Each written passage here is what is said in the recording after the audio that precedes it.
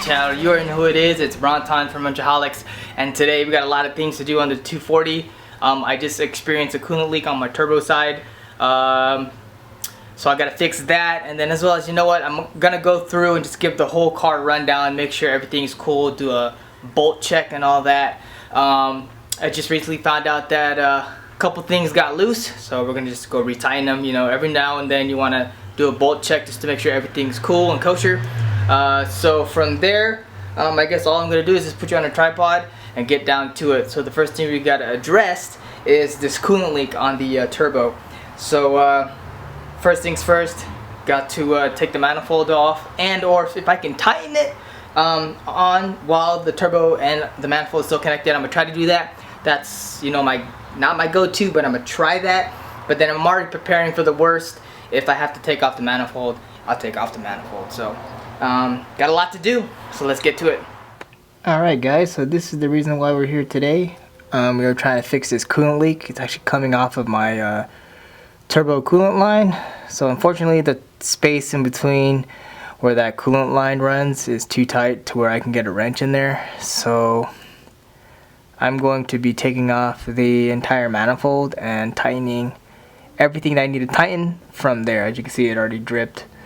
But yeah, so we're gonna fix that, as well as we're gonna be replacing this ISR elbow, this down pipe, and also my test pipe. So obviously the reason why I want to change the down pipe is because the flex portion here is obliterated, and I sort of want to get rid of the exhaust gasket that goes in between the elbow and the down pipe to minimize the occurrence of exhaust leaks. So I'm gonna go ahead and take this off.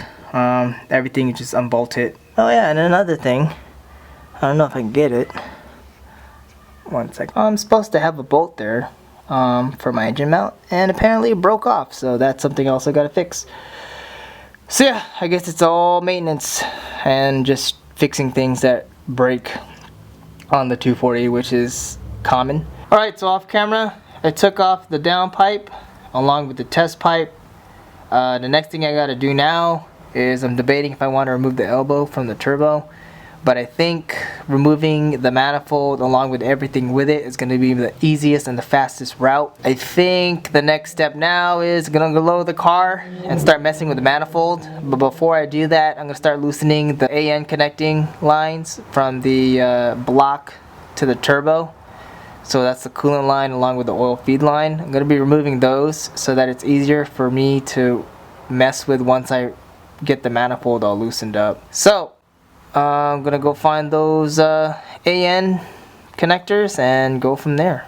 Alright, so there are my lines right there. There's one AN line to the block, you can see, and right below it is the banjo bolt for the oil feed line. And just follow that oil dipstick tube. You can see there's another line right there connected to the S14 water neck. That's pretty much how I'm gonna disconnect all the lines that run to the turbo. I highly recommend you guys, if you guys are running SR, a red top SR with a T25, to upgrade to S14 water neck with T28 lines. It pretty much eliminates that one line running behind the block, which is really hard to get to, and it's a pain if you got to fix it or if you got to replace it. So I went ahead and upgraded all my hard lines to stainless steel lines, and along with that the S14 water neck, which makes it a lot easier when it comes to removing all the coolant lines. So one line right there, the other line right there, and right below it, which is the banjo bolt for the oil feed line, is right there. So it's all easily accessible from underneath the car. I'm assuming it's only because I don't have AC. So if you do have AC, that's something that you're gonna have to work around. Gonna go ahead and remove that off camera and then lower the car and work on the manifold. Alright, and as mentioned before, there is the old down pipe with the old test pipe, and the only thing we're missing is the elbow, because the elbow is still connected to the turbo, but these are all still in working condition, minus the down pipe. I was taking a look at it, and honestly it looks as like, here, let me try to get it focused. Upon further inspection of my down pipe, the down pipe is still actually in working condition. The only thing that's really messed up is the flex portion, which is actually only the mesh part, because within The mesh is the actual flex portion, and that is not busted up. I mean, it's kind of dented from being low, but there's no holes on it, so technically this downpipe is still usable. But the reason why I'm doing it is because we're trying to eliminate that third gasket, which is that triangular gasket that goes from the elbow to the downpipe. It's just another potential area for exhaust leaks, so by having an all-in-one system, which is the PBM one, which incorporates the elbow with the downpipe, I no longer need this mid gasket. So we're doing that primarily for that. That's a function piece. I don't want to deal with exhaust leaks. I've been dealing with it for a very long time, for as long as I had the SR.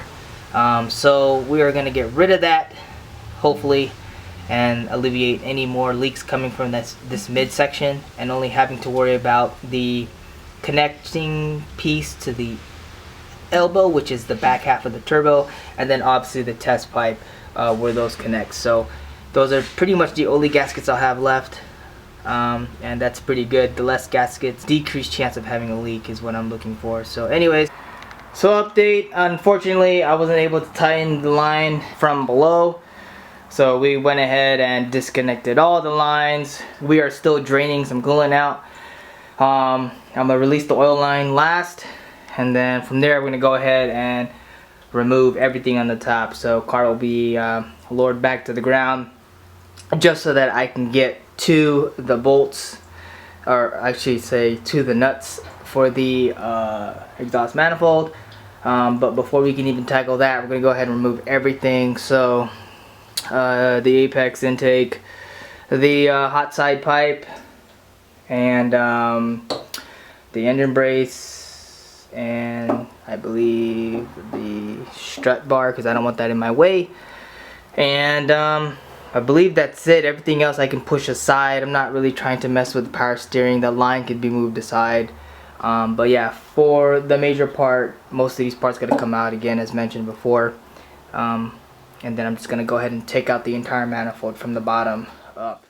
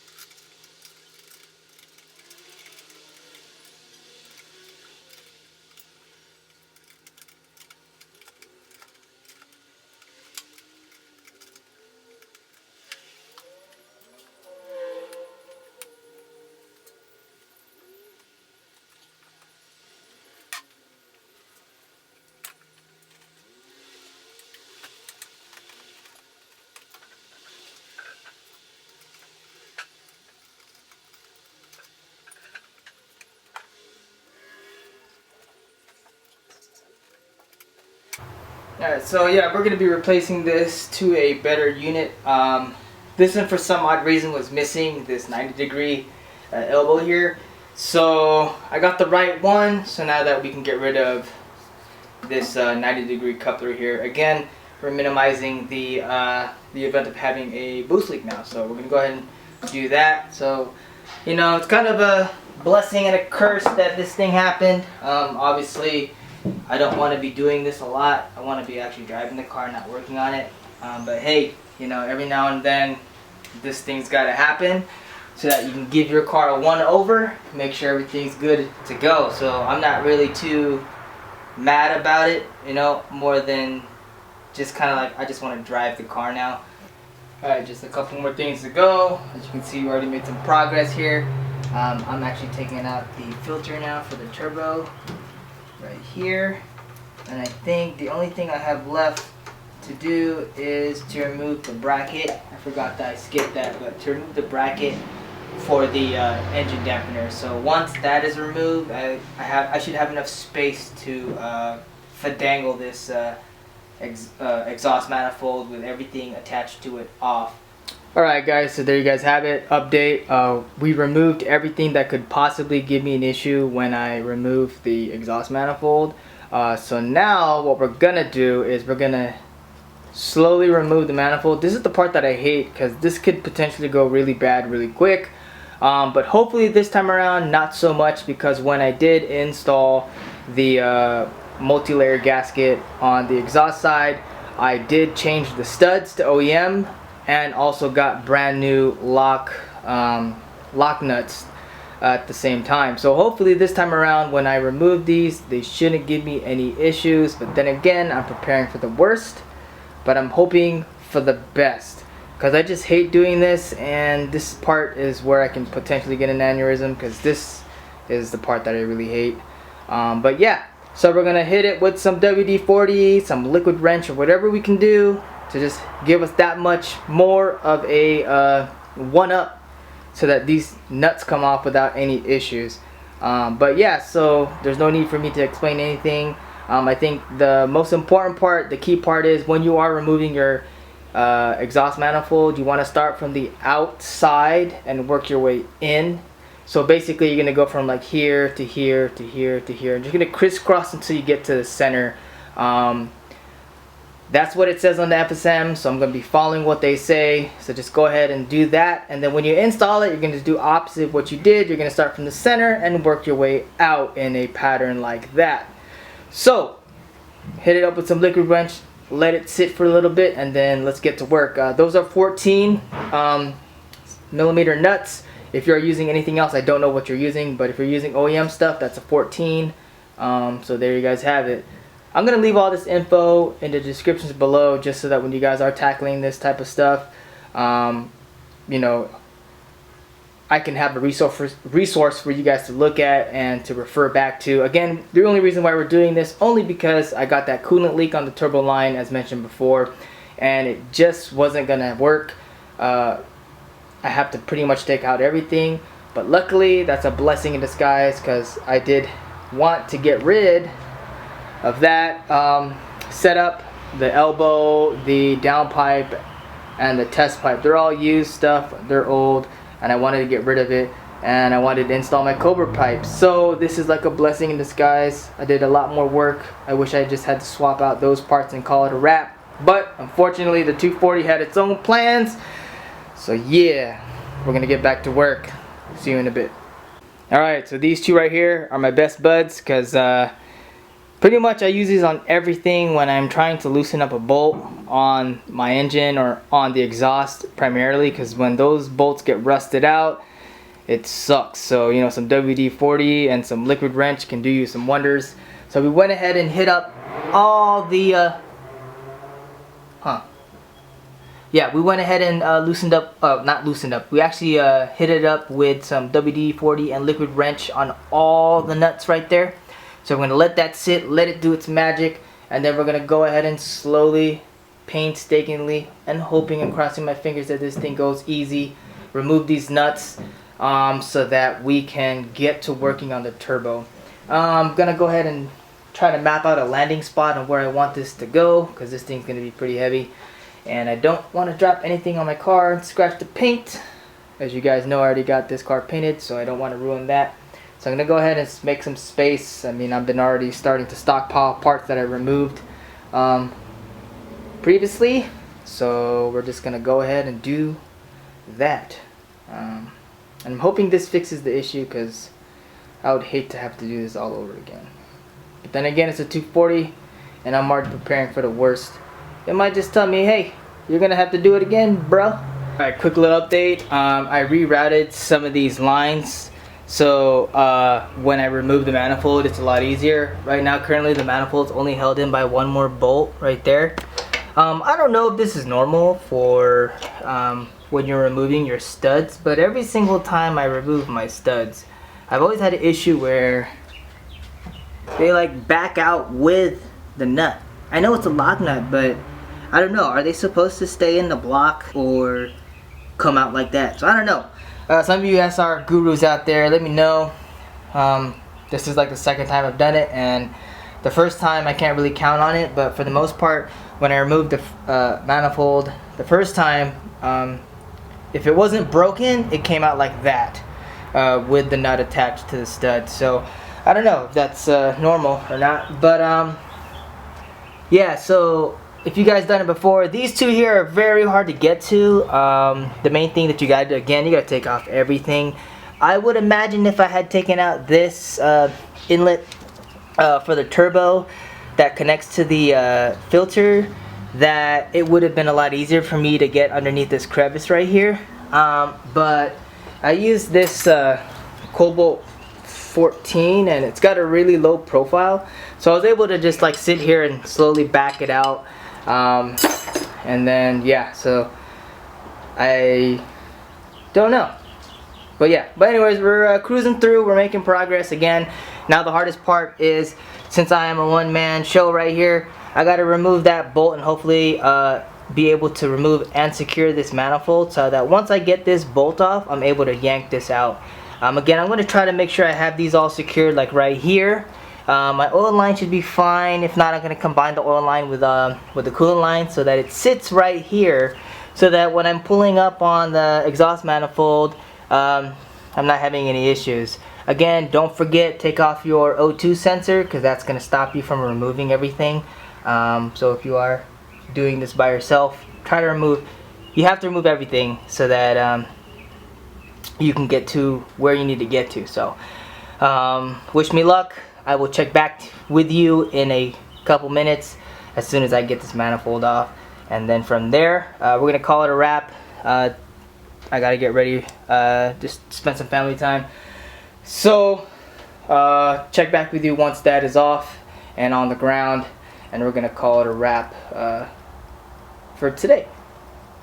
Alright guys, so there you guys have it. We're gonna leave it off right here. Went ahead and removed the exhaust manifold with the turbo, with the elbow. Had some trouble because I forgot to remove the drain plug off of the turbo. So again guys, don't forget to remove that, or else you guys will be struggling for a while trying to figure out why you can't take it out. But yeah, so there you guys have it. I'm gonna leave it off right here. Yeah, it was a lot of work, more than what I expected to do today, but again, I was prepared for the worst, because I figured I had to do it this way and no other way. So there you guys have it. Thanks for watching. I know it's pretty long, but hopefully once we get everything all situated and all fixed, that we can get to doing what we need to do, which is start installing more parts onto the car. So there you guys have it. Again, I know it's long, but yeah, so this would be part 1 of this series, trying to put everything back together and obviously fixing the leak. Again, this was the issue here, so we went ahead and took that out, made sure everything was cool, and we're good to go. So again guys, thank you for watching, and see you on the next. Alright guys, so there you guys have it. That is the first part of doing this whole process. Pretty much just the maintenance part of keeping up with the 240. Unfortunately, I wasn't able to finish it, only because again, I need to order some parts. So with that being said, I'm just going to cut it off right here, wait till the parts get in, and then once those come in, I can show you guys how to put an AN together at the same time, as well as fixing it and putting it back on the car. But yeah, so you know, I'm going to start knocking things out. There's a lot of things I got to do with the car. You know, it just creeps up on you, and then you just have to do a lot. So I think it's about time. It's been like 3 years since I had put the car back together, and I never really checked once I put it back together. But hey, better late than never, and at least nothing catastrophic happened. So a couple things we got to do: redo the AN lines, engine mount, and actually do both engine mounts. So I'll do both engine mounts. I'll do the AN lines on the turbo, and we should be good. And then slowly put everything back together. So I hope you guys enjoyed it. I know it's just a process, you know, just me going through it, but yeah. So oh, don't forget to stop by the store, savageones.bigcartel.com. If you've been keeping up with my Instagram, savageones.us.